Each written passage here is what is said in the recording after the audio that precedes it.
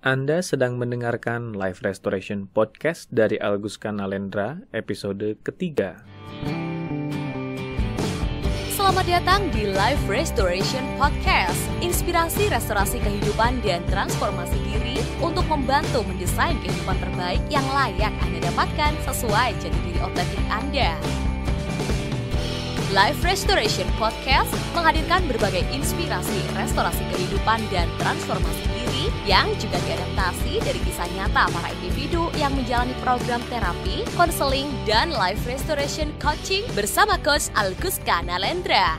Halo para pendengar sekalian dimanapun Anda berada, semoga Anda sekalian selalu dalam kondisi sehat, berlimpah, dan bahagia. Kembali berjumpa bersama saya, Alguska Nalendra, di Life Restoration Podcast. Tidak terasa kali ini kita berjumpa di episode ketiga bulan Januari 2021. Belum lama ini, sebuah pertanyaan masuk di kotak masuk saya yang mempertanyakan mengapa saya menggunakan keilmuan analisa waktu kelahiran di layanan program yang saya sediakan, seperti astrologi, numerologi, dan human design. Kawan saya ini heran karena ia tahu saya adalah seseorang yang sangat mengedepankan logika. Ia heran mengapa saya ikut-ikutan meyakini hal seperti ini. Saya hanya tersenyum membaca pesannya. Respon yang diungkapkannya kurang lebih sejenis dengan respon saya dulu di awal dalam menilai keilmuan-keilmuan yang menganalisa waktu kelahiran ini. Menilai sesat karena belum tahu landasan pemikirannya. Setelah tahu, justru saya terkesima dan terus mendalaminya. Banyak sekali manfaat yang saya dapatkan dari keilmuan ini, sampai-sampai saya pun menggunakannya dalam layanan yang saya sediakan untuk membantu klien. Begitu juga, banyak klien saya yang terbantu oleh keilmuan ini.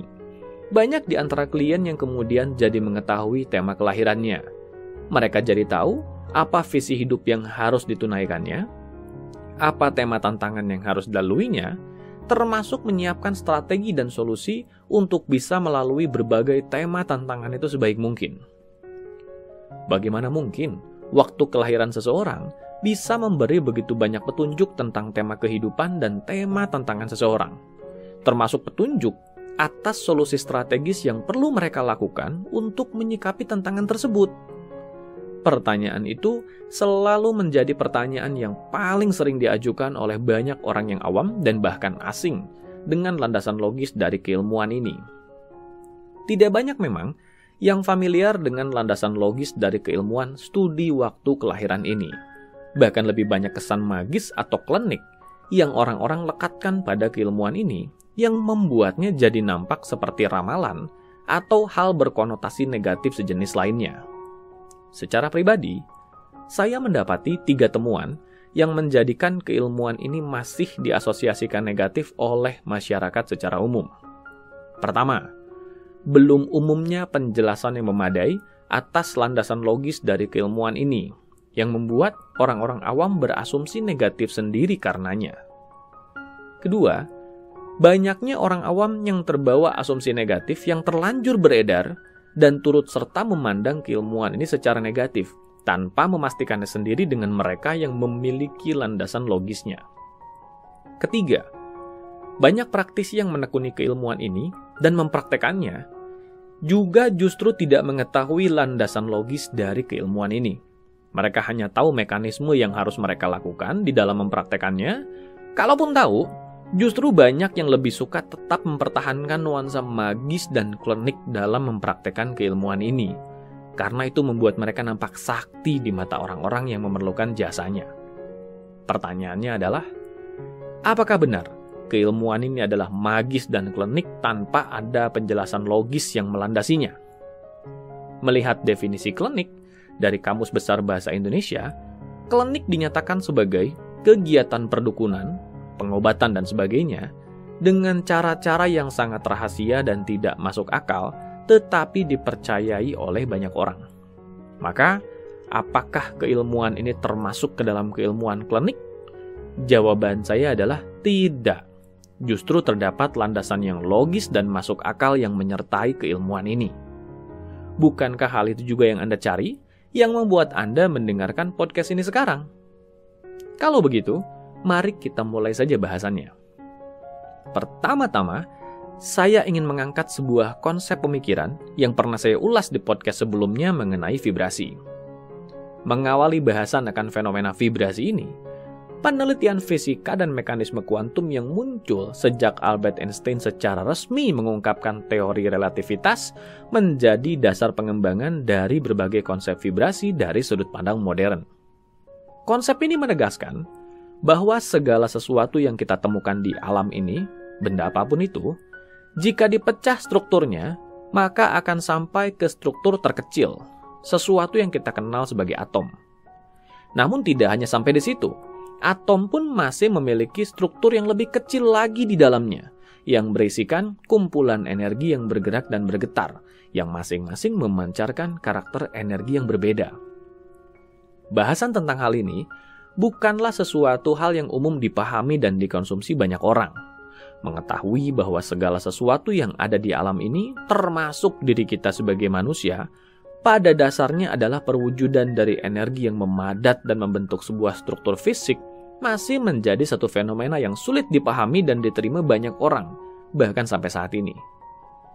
Dalam skala yang lebih luas, bisa kita dapati bahwa segala sesuatu yang ada di alam semesta ini, baik itu objek di sekitar kita, planet di sistem tata surya, dan bahkan makhluk hidup seperti manusia, tumbuhan, dan hewan, di balik wujud fisik yang terlihat, ternyata tersusun dari struktur energi yang kompleks dan tidak kasat mata.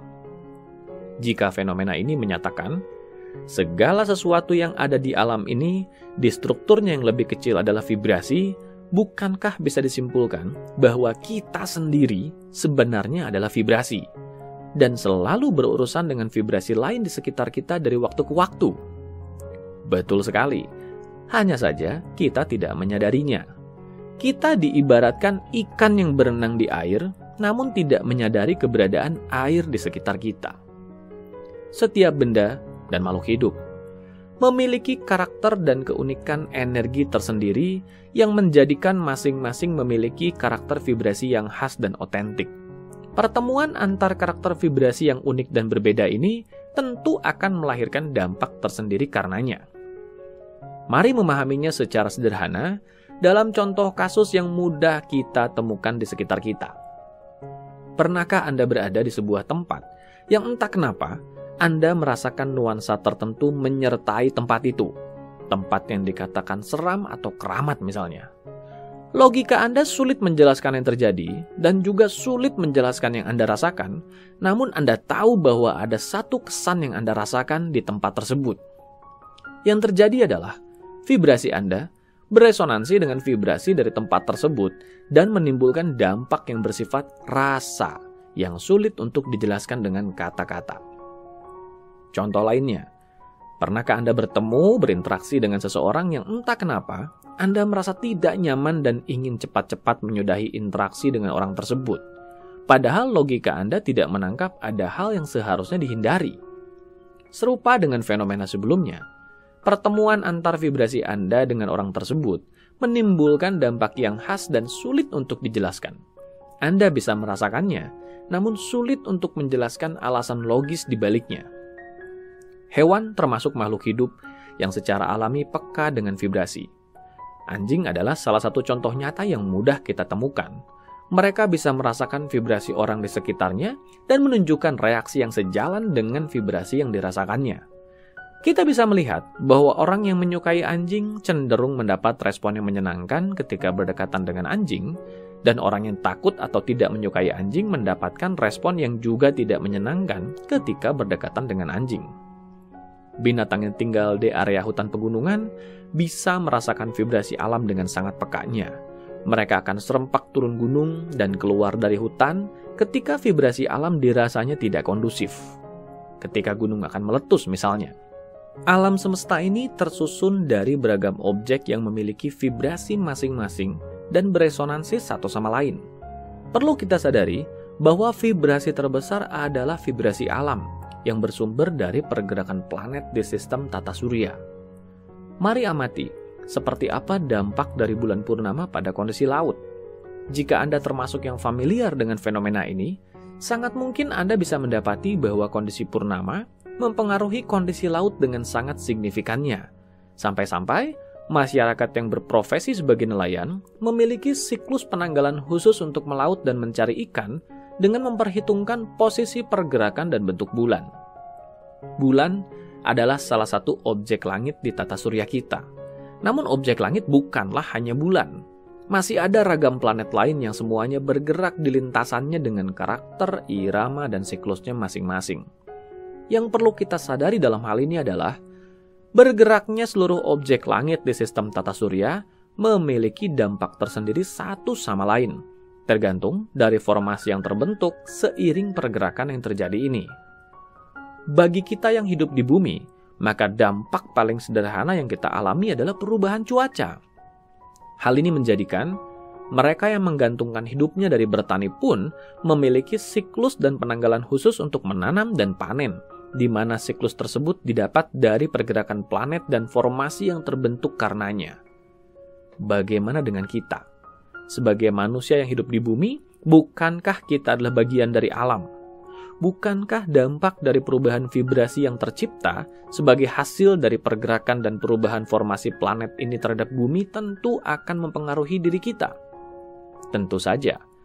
Jika kita meninjau ulang contoh sebelumnya, di mana kondisi purnama mempengaruhi kondisi laut, maka perlu kita sadari bahwa jenis elemen yang diwakili oleh laut adalah air.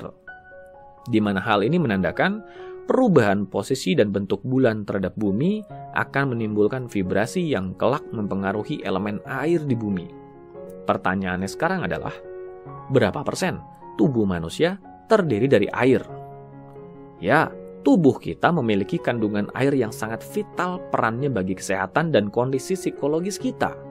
Perubahan vibrasi di bumi yang terjadi sebagai akibat dari perubahan posisi bulan terhadap bumi inilah yang mempengaruhi elemen air dalam diri kita. Tidak heran, kondisi purnama kerap kali membuat beberapa orang tertentu menjadi lebih emosional karenanya. Dalam film Hollywood, fenomena ini diwakili oleh aktifnya makhluk mitologi werewolf sebagai perlambang aktifnya sifat liar manusia. Sekali lagi, bulan adalah salah satu objek langit. Namun masih ada objek langit lainnya, yaitu planet. Di skala yang lebih mendetail, ternyata bukan hanya bulan, namun semua perubahan posisi dan formasi planet memiliki dampak masing-masing pada bumi tempat kita tinggal ini. Tepatnya, pada medan vibrasi yang terbentuk di bumi ini yang kelak beresonansi dengan vibrasi alam kita. Dalam ulasan yang lebih mendetail, setiap planet atau objek langit memiliki karakter vibrasinya masing-masing, di mana pertemuan antar vibrasi ini lagi-lagi menghasilkan efek yang khas, terutama pada kita sebagai manusia. Kembali ke bahasan kita sebelumnya, yaitu vibrasi. Mari menyadari bagaimana semua ini terhubung satu sama lain dalam 5 kesimpulan sederhana. Pertama, semua objek di alam semesta ini memiliki vibrasinya masing-masing. Kedua, pertemuan antar vibrasi dari setiap objek menghasilkan efek tersendiri yang khas. Ketiga, vibrasi terbesar dihasilkan oleh alam, di mana vibrasi alam ini beresonansi dengan vibrasi diri kita sebagai manusia dan menghasilkan efek tersendiri yang khas. Keempat, vibrasi alam selalu bersifat dinamis dan terus berubah. Dinamika ini turut ditentukan dari perubahan posisi dan formasi planet yang terbentuk. Kelima, setiap planet memiliki karakter vibrasi tersendiri. Setiap perubahan posisi dan formasi ini melahirkan karakter vibrasi yang khas dan berbeda-beda pengaruhnya saat beresonansi dengan vibrasi diri kita. Mari kita lanjutkan. Setiap waktunya, setiap objek langit selalu bergerak dan membentuk posisi serta formasi baru. Perubahan posisi dan formasi ini menghasilkan karakter vibrasi yang berbeda di bumi tempat kita tinggal ini. Namun demikian, meski karakter vibrasi ini berubah dari waktu ke waktu, akan selalu ada masa di mana para objek langit itu kembali ke titik semula. Hal ini menjadikan munculnya sebuah siklus yang berulang dan bisa dipolakan. Itulah yang para leluhur kita lakukan. Mereka membaca perubahan siklus yang berulang ini, mengidentifikasi ciri khasnya, atau tepatnya ciri energi khasnya, lalu memetakannya ke dalam sebuah mekanisme penghitungan yang khas, sampai menjadi sebuah pola, saya menyebut pemetaan karakter khas dari vibrasi ini sebagai energy profiling. Profiling merupakan proses pengumpulan informasi atas suatu detail tertentu untuk kemudian dijadikan sebuah kesimpulan. Mengapa ada kata energi dan profiling? Hal ini karena detail yang dikumpulkan dari proses ini adalah detail dari medan energi atau vibrasi yang terbentuk di bumi, yang dipengaruhi perubahan posisi dan formasi planet ini, serta kelak pengaruhnya langsung bagi medan energi kita. Meskipun mengacu kepada prinsip yang sama, energi profiling yang berkembang di lain tempat dan lain budaya akan dipetakan dengan ilustrasi yang berbeda, mengikuti cara pandang yang digunakan di belahan dunia tersebut.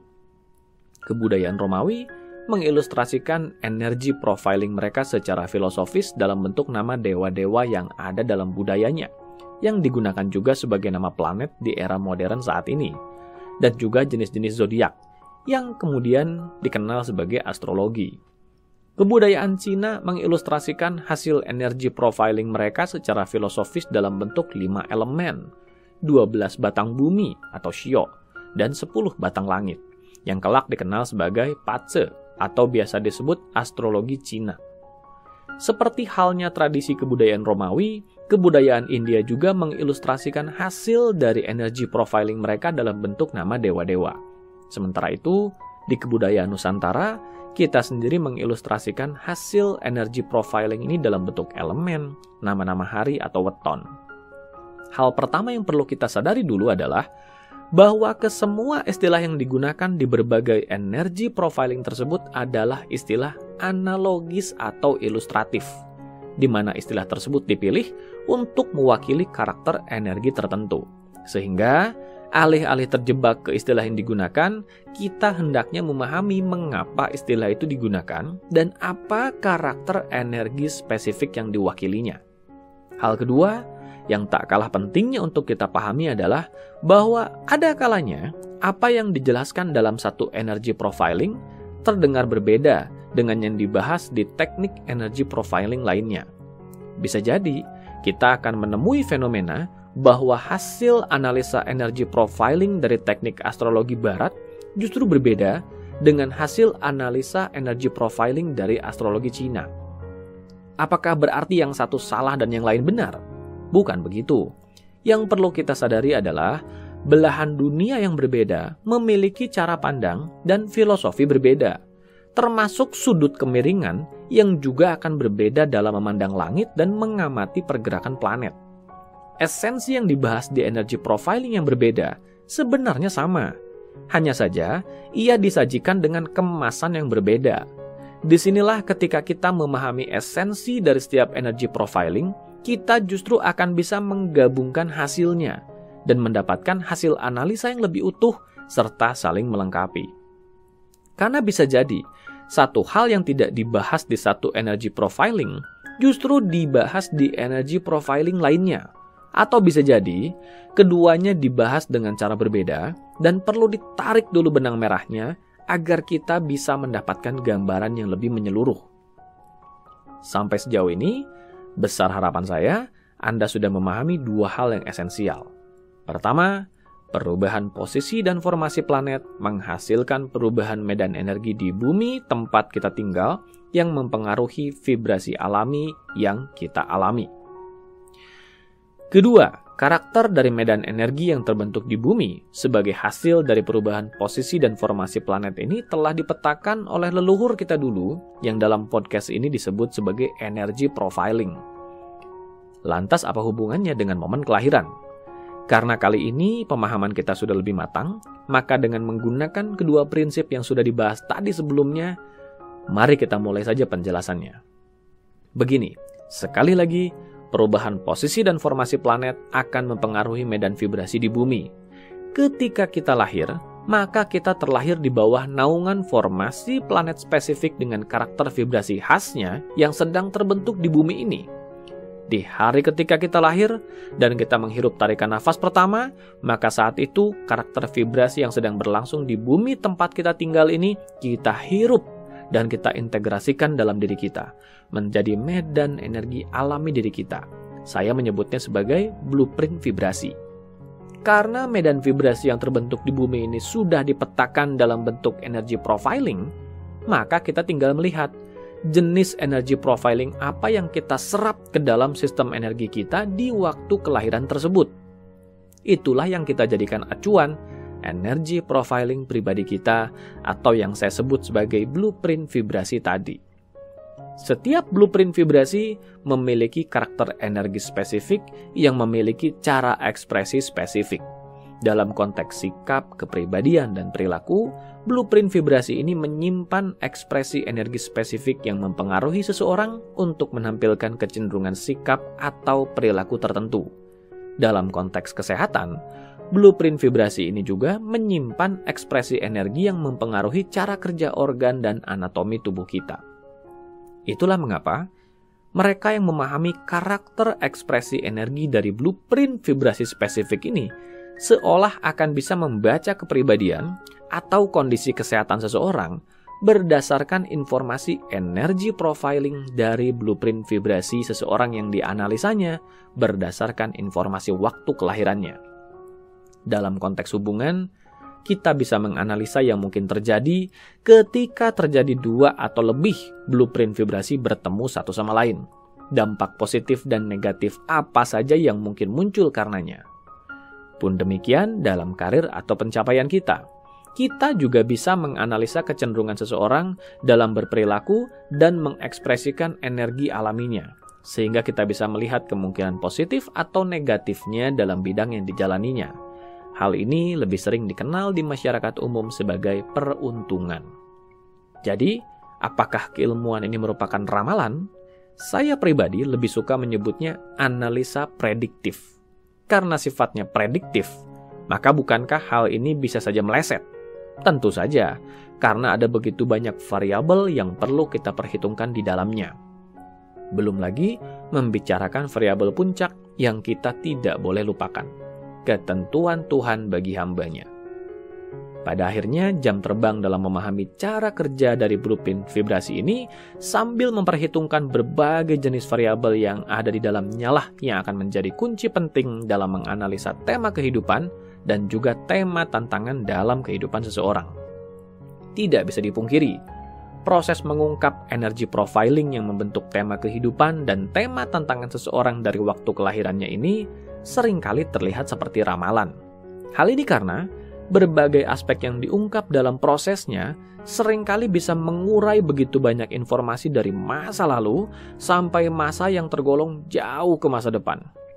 Jika demikian, bukankah pertanyaannya adalah dari mana berbagai hal yang nampak seperti ramalan ini berasal? Pertanyaan ini lagi-lagi akan mengajak kita memahami esensi dari energy profiling, yaitu mengidentifikasi karakter vibrasi spesifik yang terbentuk dari perubahan posisi dan formasi planet. Sekali lagi, waktu kelahiran menjadi momen di mana kita menyerap dan menginternalisasikan karakter vibrasi spesifik yang sedang terbentuk di bumi ini berdasarkan posisi dan formasi planet yang sedang terjadi di langit. Di mana energi ini kelak menjadi blueprint vibrasi alami otentik kita yang bersifat tetap sejak kita lahir. Yang kita tidak boleh lupakan adalah bahwa setelah kita lahir pun, alam ini terus bergerak. Semua objek langit pun kembali bergerak sesuai dengan karakter dan iramanya. Pergerakan itu akan kembali menghasilkan vibrasi yang khas di dunia tempat kita tinggal ini. Blueprint vibrasi yang terbentuk dari waktu kelahiran bersifat tetap dan tidak akan berubah. Namun demikian, vibrasi di sekeliling kita akan terus berubah mengikuti perubahan posisi dan formasi planet. Pertemuan antara blueprint vibrasi pribadi kita dengan vibrasi di bumi yang terus berubah mengikuti pergerakan objek langit inilah yang kelak melahirkan efek tersendiri. Efek dari pertemuan antara blueprint vibrasi pribadi dan vibrasi alam inilah yang dipetakan di berbagai keilmuan yang membahas studi waktu kelahiran, seperti astrologi, numerologi, human design, dan pace. Ketika pertemuan antara blueprint vibrasi pribadi dengan vibrasi alam ini bersifat harmonis, maka kita sedang menjalani kehidupan yang sejalan dengan energi alam. Inilah yang kelak dikenal sebagai hari baik. Sementara ketika pertemuan vibrasi ini berkonflik dan menimbulkan gesekan, maka inilah yang disebut hari buruk. Apakah energi yang harmonis atau energi yang berkonflik ini sudah pasti melahirkan keberuntungan dan kesialan? Belum tentu. Masih ada faktor lain yang mempengaruhinya, yaitu kesiapan atau kondisi mental kita dalam menjalaninya. Hanya karena perkiraan cuaca mengatakan hari ini akan hujan, apakah itu berarti kita pasti kebasahan? Belum tentu. Bisa saja kita terhindar dari kebasahan karena kita tidak kemana-mana. Bisa juga kita justru mengantisipasinya dengan membawa jas hujan. Begitu juga ketika perakiraan cuaca mengatakan hari ini adalah hari yang cerah. Belum berarti seseorang akan dengan begitu saja berbahagia menjalaninya. Bisa saja ia membawa masalah pribadi dan bersungut-sungut di cuaca yang cerah itu. Ramalan adalah sesuatu yang tidak berdasar. Sulit mendefinisikan mekanismenya. Itu yang membuat prosesnya sulit diduplikasi dan diajarkan pada sesama. Yang kita lakukan dalam keilmuan studi waktu kelahiran adalah sebuah proses analisa yang sangat logis. Dengan memahami karakter vibrasi dan memahami seperti apa dampak dari pertemuan antara karakter vibrasi yang berbeda, hal ini menjadikan keilmuan ini bisa dipelajari oleh siapapun. Dalam posisinya sebagai keilmuan analisa prediktif, esensi utama dari keilmuan ini justru bukan untuk meramal dan menyerah pada keadaan, melainkan membantu kita menyiapkan diri dengan lebih baik dalam menyikapi dinamika vibrasi yang berlangsung. Seperti dikatakan oleh Jim Rohn, kita tidak bisa mengendalikan arah angin, namun kita selalu bisa mengendalikan arah layar. Kita tidak bisa mengendalikan pergerakan planet dan dampak energi yang dihasilkannya, namun kita selalu bisa menyiapkan diri dalam melaluinya. Itulah esensi dari analisa prediktif. Esensi dari energy profiling adalah mengelompokkan jenis-jenis vibrasi yang terbentuk berdasarkan pergerakan posisi dan formasi planet. Cara dari vibrasi ini dikelompokkan dan dinamailah yang berbeda-beda di antara satu keilmuan dengan yang lainnya. Dalam astrologi barat misalnya, pengelompokan jenis energy profiling ini dilakukan ke dalam klasifikasi 12 zodiak dan nama-nama planet. Dalam astrologi Cina atau Pace, proses ini dilakukan dengan mengelompokkan jenis-jenis energy profiling yang terbentuk ke dalam 5 elemen yang kelak dipetakan menjadi 10 batang langit dan 12 batang bumi. Esensi dari prosesnya sama. Blueprint vibrasi yang terbentuk dari waktu kelahiran dikelompokkan ke dalam kategori atau istilah tertentu. Perubahan vibrasi alam yang terus berubah dari waktu ke waktu pun dikelompokkan ke dalam kategori dan istilah tertentu. Pertemuan dua kategori energy profiling atau lebih dengan karakter spesifiknya masing-masing inilah yang dianalisa. Beberapa keilmuan melakukan pengelompokan ini dengan sedemikian spesifiknya, seperti dalam human design, yang mengelompokkan blueprint vibrasi ini dengan sangat mendetail berdasarkan keaktifan dari 9 chakra, 36 channels, 64 gates, 6 lines, 6 colors, 6 tones, 5 base, 12 profile, 3 circuitry, dan masih banyak lagi detail lainnya. Semakin detail sebuah keilmuan menjabarkan energi profiling yang dibahasnya, maka informasi waktu kelahiran yang diperlukan pun semakin mendetail, melibatkan jam dan menit kelahiran secara spesifik. Hal ini karena bahkan dalam hitungan menit pun objek langit di tata surya kita terus bergerak dalam skala yang lebih mendetail. Keilmuan lain bisa saja membahasnya secara sederhana, seperti numerologi yang mengelompokkan jenis-jenis energy profiling ini dengan cukup sederhana, yaitu hanya berbasis 9 pengelompokan yang direpresentasikan dalam bentuk angka atau numerik. Memahami analisa waktu kelahiran dan hubungannya dengan perubahan medan energi alam akan membuat kita lebih memahami seperti apa momentum yang terbentuk dari keduanya. Analisa inilah yang akan memberitahu kita gambaran tema kehidupan yang seseorang alami. Ada kalanya, dalam periode tertentu, medan energi alam bisa sedemikian selaras dengan kita. Ada kalanya juga membebani kita. Yang membebani inilah yang saya sebut sebagai tema tantangan. Mengapa dikatakan tema tantangan? Karena jenis momentum pertemuan medan energi yang terbentuk bisa sedemikian spesifik dan bisa diterjemahkan menjadi berbagai bentuk analisa peristiwa yang menantang atau memberatkan. Nantinya, ketajaman dan kedalaman analis dalam menerjemahkan momentum energi inilah yang menentukan ketepatan analisanya. Yang jelas, Mengetahui momentum ini membuat kita lebih mudah menyiapkan diri dalam menghadapinya. Saya biasa menggambarkan keseluruhan analisa waktu kelahiran ini seperti kita membayangkan diri kita sebagai sebuah kapal, di mana blueprint energi diri kita menggambarkan jenis profil spesifik dari kapal ini. Sementara medan energi alam adalah ombak lautan dan cuaca. Mengetahui profil spesifik kapal dan jenis ombak serta cuaca ini akan memudahkan kita menentukan seperti apa strategi terbaik yang harus sang kapal terapkan dalam menjajaki ombak dan cuaca. Mereka yang tahu tentu lebih mudah mengendalikan jalannya kapal dibandingkan mereka yang tidak tahu. Nah, itulah sedikit bahasan tentang hari kelahiran dan tema kehidupan. Sampai jumpa di podcast berikutnya. Dapatkan lebih banyak inspirasi restorasi kehidupan dan transformasi diri dengan ikuti Instagram @alkuska dan YouTube channel Alkuska Nalendra. Kunjungi juga website www.alkuska.com untuk temukan lebih banyak informasi menarik lainnya, termasuk untuk memesan layanan profesional bersama Coach Alkuska Nalendra untuk membantu mendesain kehidupan terbaik yang layak Anda dapatkan sesuai jati diri otentik Anda.